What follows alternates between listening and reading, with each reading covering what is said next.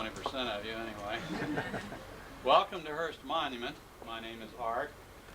It'll be my pleasure to visit with you the next 75 minutes. A rather casual tour. We are not provided a script. Virginia? Texas. Why didn't you answer when I asked for anybody outside the country? We'd like to have you.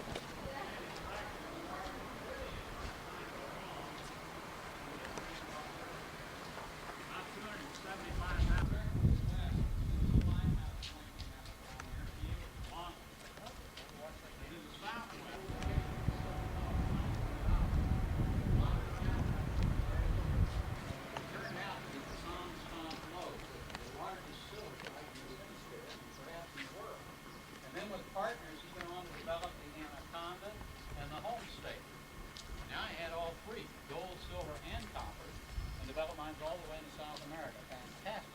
Wealthy man who began buying this land in 1865.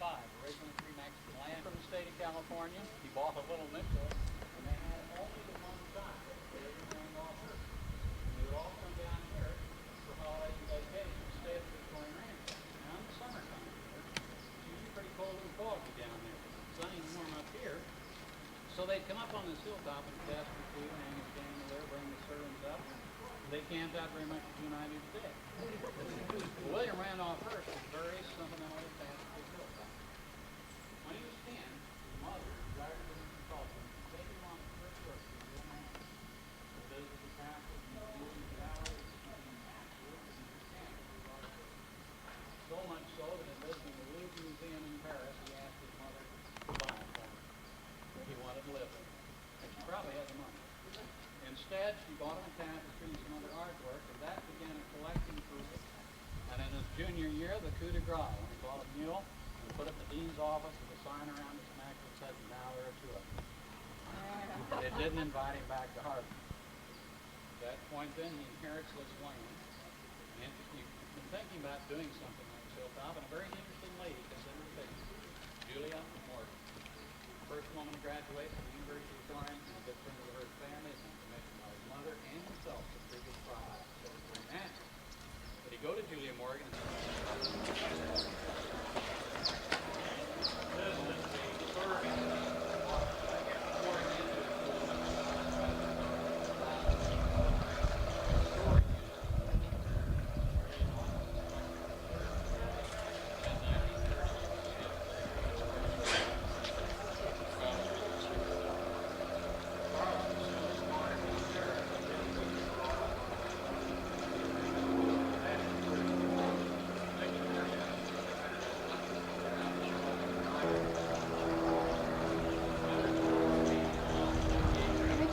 so far, Ducky?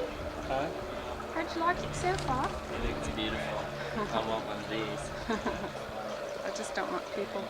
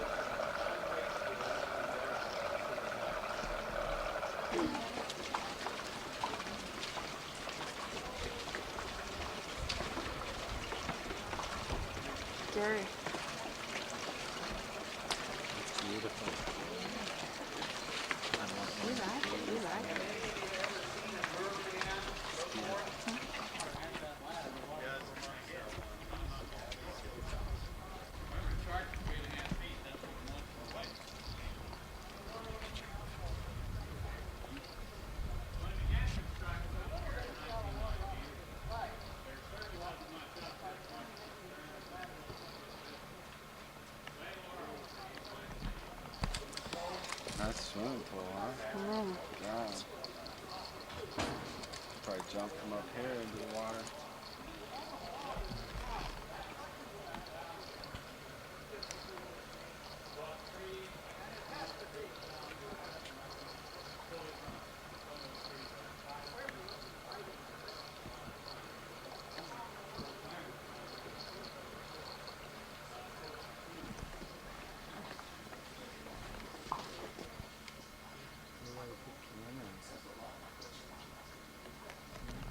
Millions? These tiles that you see around the doors, 16th, 17th century Spanish tiles, predominant Spanish. 22-karat gold leaf on and around the doors and the ceiling. Do notice the ceiling is designed in this market. Excellent art. For your questions, I'll be more than happy to answer them.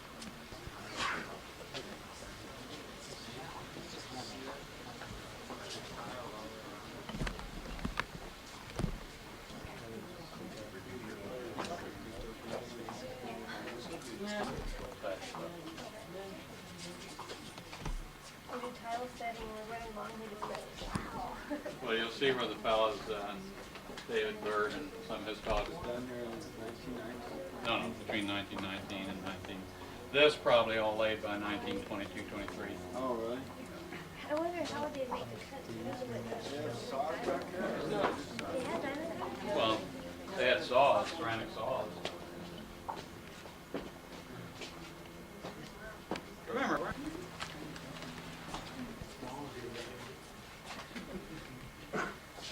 Chris. Oh, is that Chris? there you go.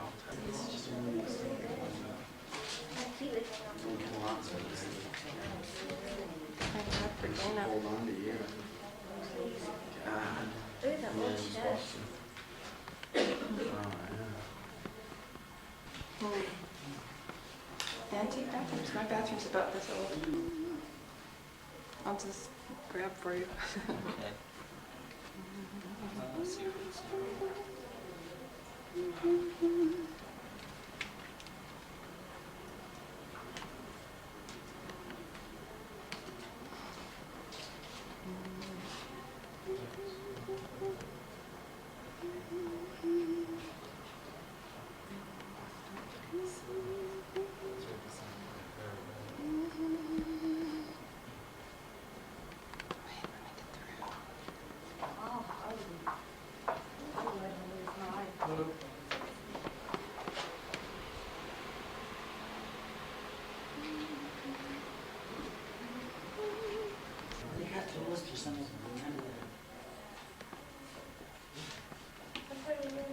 This way, there's only one way to go. We're lagging.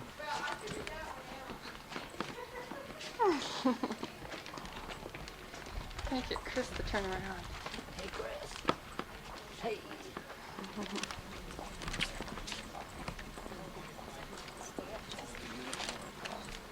Look at that little meditation spot. For the guests to come out and just do it. The whole grounds looks like a meditation spot to me. Yeah, it is. The whole place is wonderful.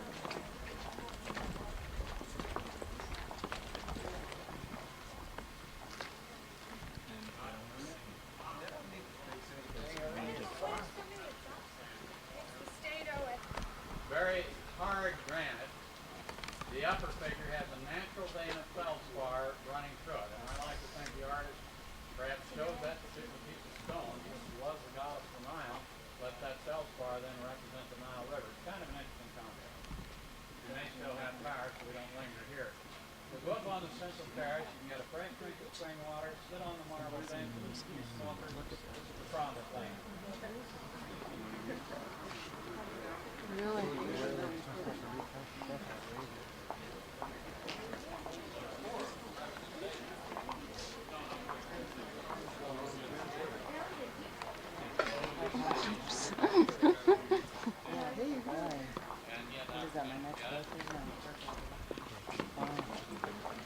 Area to be closer to medical facilities. But when he left here in 1947, all construction stopped. He fully intended to return.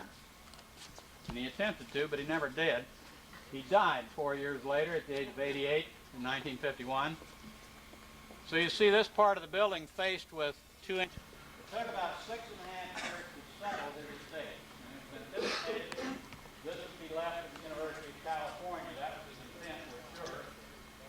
And it was offered to the University of California, but they declined it for a variety of reasons. So then it was offered to the state of California. Well, we accepted it, depending on our ability to return it to Hearst if it became necessary.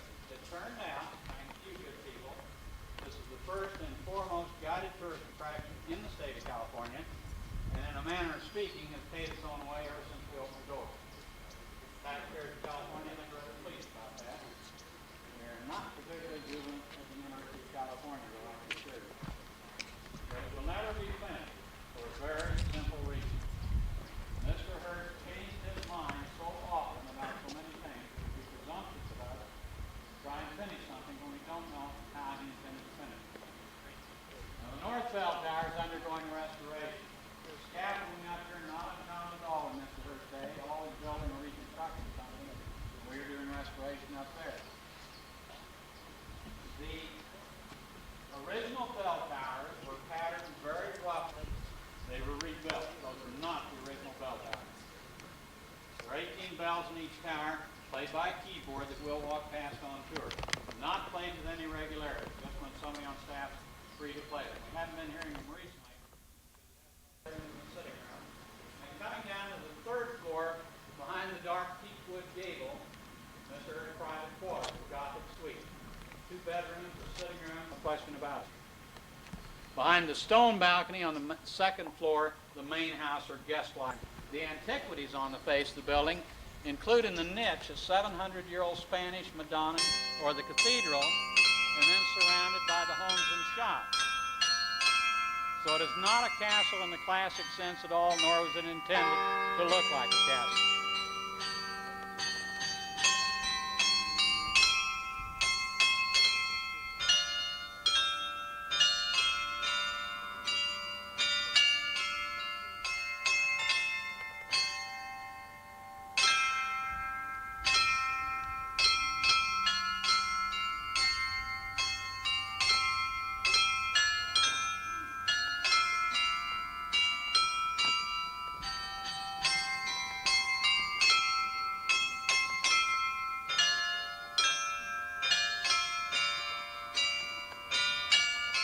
Let's go inside.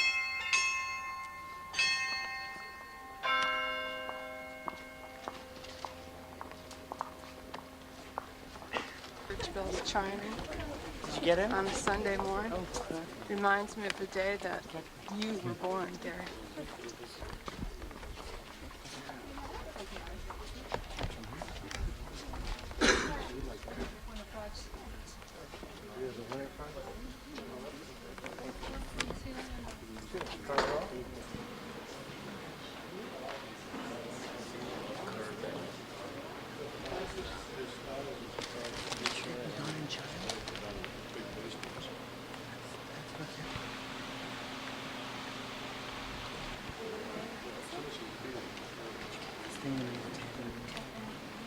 This room was very aptly called the assembly room.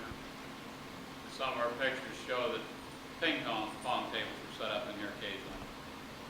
And at the south end of the room, there's a card table with a jigsaw puzzle. Those were in vogue in the 20th and 30s, and heard myself on many years. Not the game of real hotels, villas, and railroads. And his guest dancing on this parquet teakwood floor. The Great Depression. So they used this room instead. What do you see you'd like to know about it? What questions do you have that I might answer? The ceiling is a 400-year-old Italian walnut ceiling from the Montenegro Palazzo in Brescia, Italy. It arrived here in 100 crates, and when they uncrated it, about 30% of it was unusable. Wood rot infestation, just abandoned. So they recreated it out of plaster of Paris. The balance of that 30% carried all later down there with the switch. But that wasn't her big problem with the ceiling. These ceilings throughout the house are extremely old. I mean, she was wonderfully talented. She was wonderfully patient, too. Something else. he has written across the corner of the blueprints of Miss Morgan. The towers will have to be several feet further apart, otherwise we won't be able to get the tapestries, the paintings, and the fireplace into the room.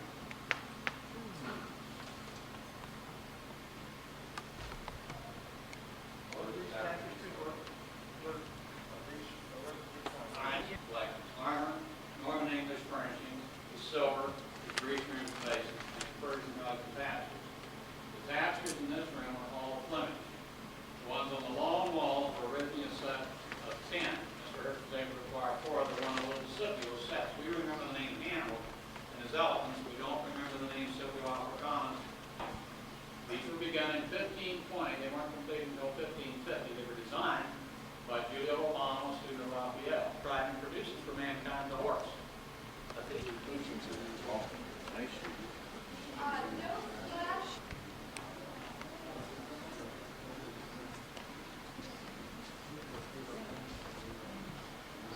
I'm sorry. That's alright. I'm trying to be the last one. I'm sorry.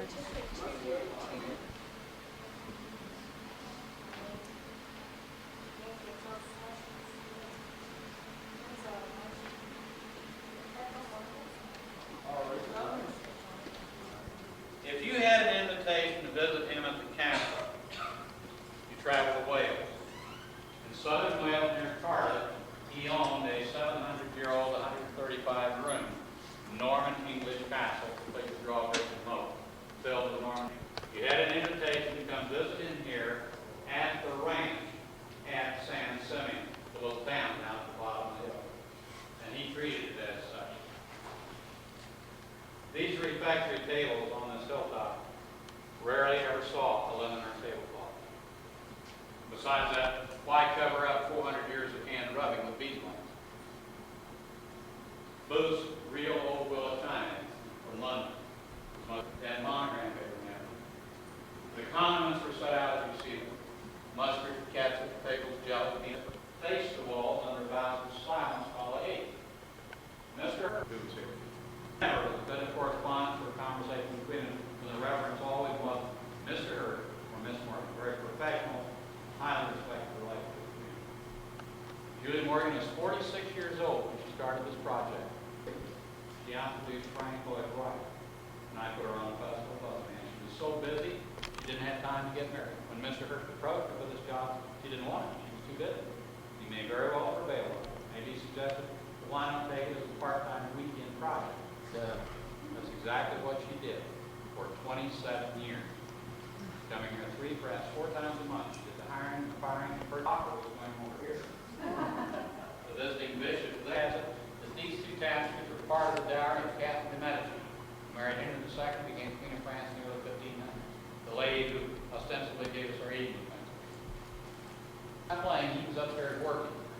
So we wanted to hear for the evening affair, come into the next room, what is called the morning.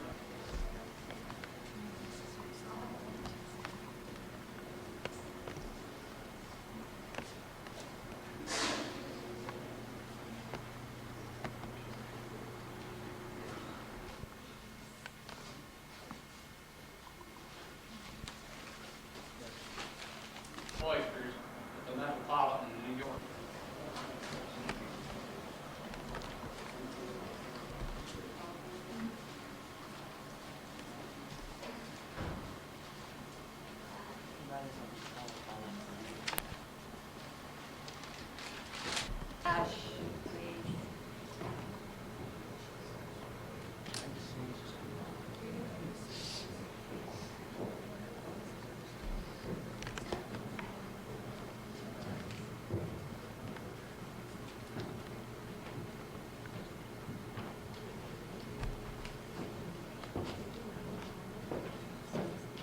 But in recent years, I didn't see.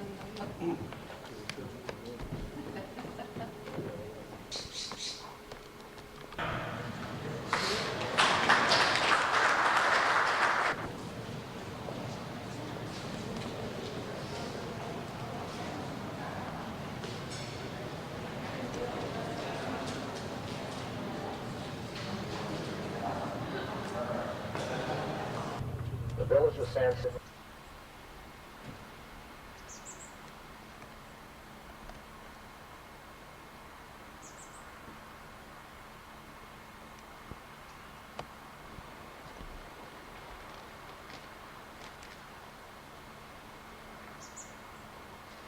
He's looking. You haven't decided yet? Oh, they've got some nice things in there.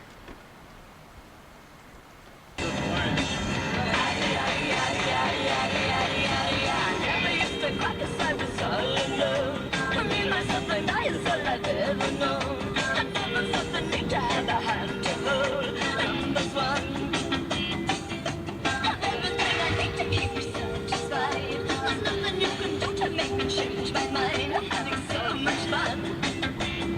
My lucky number one.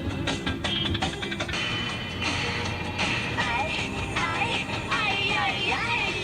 protected upon my heart. I feel the evidence is strong.